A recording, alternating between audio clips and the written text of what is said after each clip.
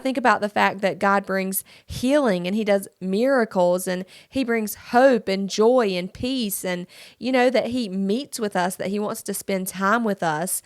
All of these ways that we worship, raising our voice, singing songs, lifting our hands, just living out our life in surrender and worship to Jesus. All of it is simply response for who God is and what he's done. Hey there, welcome back to Finding Jesus, where each week we are finding Jesus in daily life. Now, next week I've got an amazing guest who's going to be here on the podcast with me, Mandy Pate. She is one of my dear friends, and actually she's my worship leader, and we're going to be talking about worship and why that matters for moms and what that looks like as we're each finding Jesus in our own journeys. And I was thinking about why worship? What does worship truly matter? I mean, if we're talking about moms specifically, why is worship so important for us? And the more I thought about it, the more I realized that it's extremely important for moms, because I don't know about you, but in my own life, I've noticed that we're filled with worry and anxiety. I would dare say that nearly all moms deal with some level of worry and anxiety. It's just kind of naturally in us when we're raising children, no matter what stage we're in. So we have 6 kids, and among those 6 kids, they range from 7 months old all the way up to 13. And so we kind of have a whole range of worries that we have to think about when it comes to our kids. But even outside of our own family and our own home, we have a village that's filled with other moms who have teenagers and even adult children and some grandchildren now. And I see their worries that they have, talking to them over the lunch table or sitting across from them when we're having coffee, and they're talking about these worries and these concerns that come up. And so the fact is that no matter what stage of parenting you're in, odds are you're kind of worried about your kids. Now, I think about our youngest when he was a couple months old, even a few weeks old. We were worried about whether or not he was growing enough. I was nursing him. They wanted us to do frequent weight checks on him to make sure he was getting the nutrition that he needed. And that stressed me out so much. And then I think about our toddler. She's 2 years old now, and we're worried about whether or not we're parenting her and disciplining her in the right way, because some of those typical fleshly tendencies are coming out, where she doesn't want to share. She wants to do her own thing. And so we're worried about what kind of tiny human we're raising.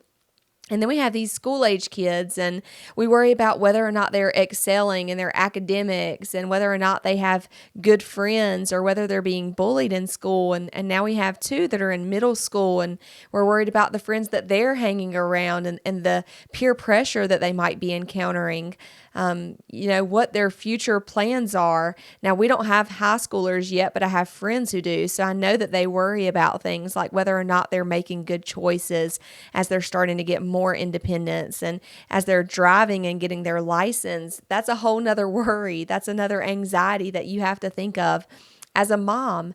And it doesn't stop even when your kids become adults. They move out of the house, and you have even less say, even less control over their life.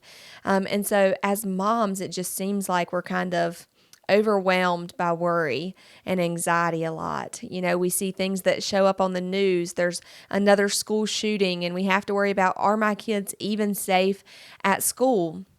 I think about their health. We were just at the doctor this morning with Mira. She had a cough and really rapid breathing last night. And as a mom, and even as a nurse who normally, can kind of keep those worries at bay and in check, I was like telling my husband, I'm really worried about this. Like, we need to take her to the doctor. This isn't normal. So there are just worries, for all moms, all stages, and some of us deal with it better than others. But what I was saying is that worship is so important for us as moms, because worship is a cure for anxiety and worry. Now, I want to be clear about a couple of things. I am not judging anybody who has to take medication or see a counselor or a therapist for anxiety. I know that that is a very real thing that people struggle with, and anxiety can be crippling to the point that you can't even function. So don't take this podcast, this episode, as condemning anyone who has anxiety. I'm actually saying that I think we all deal with it on some level. And I'm by no means offering medical advice. I'm not qualified or trained to do that. I'm just giving you some tools and things that have worked in my life. In fact, I want to tell you that I can relate with you. After I went through my separation and divorce, I was on medication for anxiety for a short period of time. I felt like I really needed that just to be able to be present and function and be the mom that my two girls, Paisley and Presley, needed for that season in life. And there have been seasons, after losing my mom that I went through counseling and talked to a therapist weekly. So those things are valid and absolutely have their place. So please hear my heart today as we're talking about this very sensitive subject. We live in a world where mental health is kind of out there and, in the forefront, which is a great thing. I'm so glad there's not a stigma around it anymore. But I want you to hear my heart that I'm not coming from a place of shame or condemnation or judgment. I just want to give you some tools that I feel like are so helpful for believers. Now, I said that worship is a cure. It's a tool for anxiety, and it's true. But I think before we can talk about how that works, we need to talk about what worship is. And worship is kind of one of those things that are a little bit hard to describe or to define. I think about my kids asking me questions like, what is honor or what is perseverance? These like big lofty topics that are kind of hard for us to even explain or define. But what is worship? I actually looked up the definition because I wanted to be able to bring you exactly what the dictionary says. The dictionary says that worship is a feeling or an expression of reverence or adoration for a deity. It's an expression of obedience or praise or gratitude.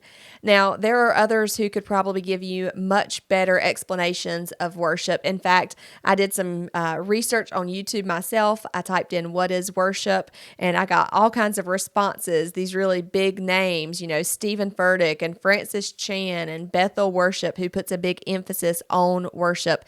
I am not endorsing or, saying I'm against any of those. There are strong feelings out there about pastors. And so know that I'm not saying that any of those are who you should go to for your theology. Don't come for me on that. I'm just saying there are lots of videos out on YouTube that are about worship and why it's important and what the value is. So this is not a theological conversation. I'm just giving you what's worked for me and kind of my opinion. But when I started studying worship, actually I went to scripture, and it doesn't take very many chapters in the book of Genesis to see the first mention of worship. Now, the word that is used most often in scripture for worship does mean to bow down. And so that's an accurate way to show honor. I think that's showing that the definition that Webster gives us is correct, that worship is bowing down in reverence and honor. It's all throughout Scripture. The very first instance of worship, though, is actually with Abraham. Abraham had been promised this son, Isaac. He had the baby when he was well beyond the years of, having children. He was like 100 years old. He has this son, Isaac. And God shows up to Abraham and says, hey, this son that I promised you, I want you to go and sacrifice him. Like not in a metaphorical way, like literally sacrifice your son, Isaac. And Abraham responded by going to a mountain, taking these young men with him, taking Isaac with them, carrying all the supplies and kind of preparing himself for sacrifice. So they go to this mountain, and he tells the young men that went with him and Isaac, stay here. The boy and I are going to go over here and we're going to worship. So for Abraham, it was a response. Now, a lot of us think of worship as 3 songs that we sing on Sunday morning before preaching happens, or we think of a genre of music. But for Abraham, worship was just response. God spoke and Abraham responded. And he responded with obedience. He did what God had commanded him to do. He was even willing to sacrifice to the point of giving up the son that he had waited for so long. And so I think that for us, worship is the exact same thing. Our worship is a response to God, and sometimes it does require obedience and sacrifice. In fact, there's a chapter in Romans that talks about presenting our bodies as a living sacrifice. That means that we're actually not even dying in worship, but we're willing daily to say, my life is worship for you. My life is obedience for you. And so all those things that we do on Sunday mornings, lifting our hands, all of those are outward expressions of an inward decision to obey and honor and respond to God. And there is plenty that we can respond to God for. If you are a believer in Jesus and you believe that He lived a perfect life and died on a cross for our sin to take our punishment, and then He rose again to conquer death and the grave, if you believe those things, that alone is reason enough to worship God, to live a life that is completely devoted to Him. But He's done so much more. I mean, I think about the fact that God brings healing and He does miracles and He brings hope and joy and peace, and, that He meets with us, that He wants to spend time with us. All of these ways that we worship, raising our voice, singing songs, lifting our hands, just living out our life in surrender and worship to Jesus, all of it is simply response for who God is and what He's done. Now, I teach our kids at church on Sundays about worship, and there's a couple definitions that I give them that praise is thanking God for the things that He has done, and worship is thanking God just for who He is. It's a good way to think about it, because I love it when my kids thank me for taking them to get ice cream. I love it when my kids thank me for cooking them supper, but it means a lot more when my kids are just like, hey, you're a really great mom, and I appreciate you. It doesn't happen super often, but that warms my heart, and I think that God feels the same way about His children. When we say, God, you're so good, like you're just faithful, and I want to thank you. I mean, it's great that I have this house, and it's great that you've, given me these children, and you've done these great things in my life, but I just want to worship you for who you are. And worship is simply that. It's our response to God and who He is. And it's gratitude. It's a life lived of just saying, God, I want to worship you. I want to thank you because you're good and you're holy and you're worthy of it. So why worship? We know what worship is. It's a response, but why? Why is it so important? Well, ultimately it's important because God commands it in His word, but also He deserves it. I have this conversation with people a lot because they'll come into the sanctuary and they'll say, worship was just kind of hard for me to get into today because I didn't like the songs. Well, the fact is, God doesn't change. He's always worthy of our praise and worship. It can be somebody singing totally off tune, no instruments, just belting out a cappella, and you're like, that is not exactly a joyful noise. But the fact is, God's still worthy. So we worship. Truly, the main reason is because He's worthy of it. God has done so many great things. He is such a powerful, awesome, majestic, beautiful God that He's worthy of our praise. Like, plain and simple, I should really just stop it at that. But there is something in worship for us as well.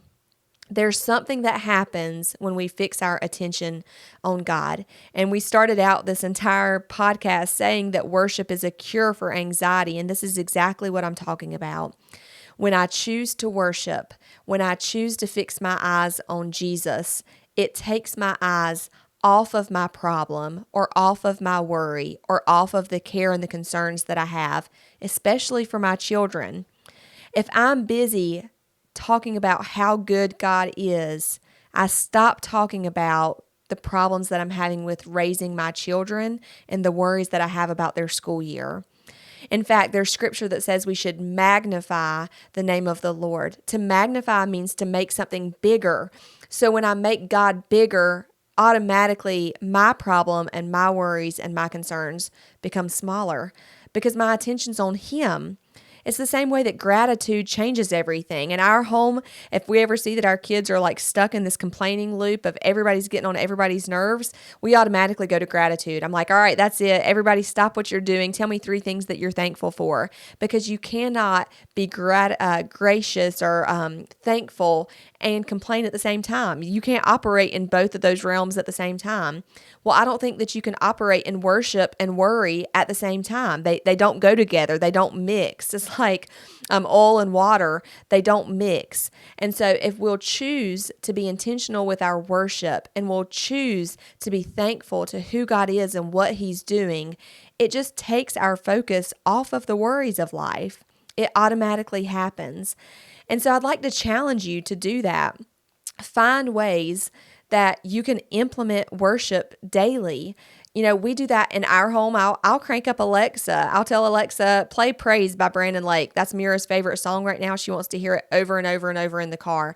We can't listen to that song and belt that song out and stay in the middle of a funk.